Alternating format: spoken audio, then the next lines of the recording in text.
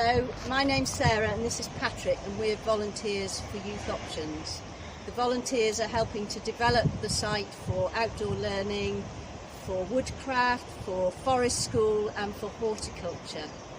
And we're very pleased that we got a kind donation from the National Lottery Community Fund and IKEA to renovate our volunteer hut. Over to Patrick. Can I just say that what a great deal this means to us to have our own volunteer hut.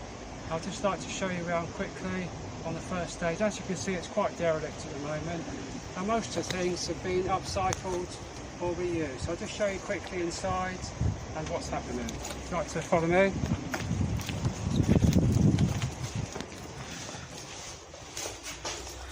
As you can see, we've been very busy on tiling.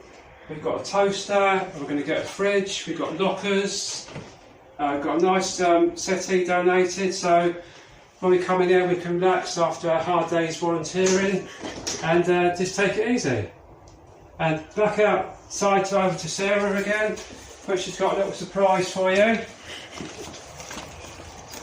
So this bath is also part of the volunteer hut, but we'll let you know what that's for in the next video.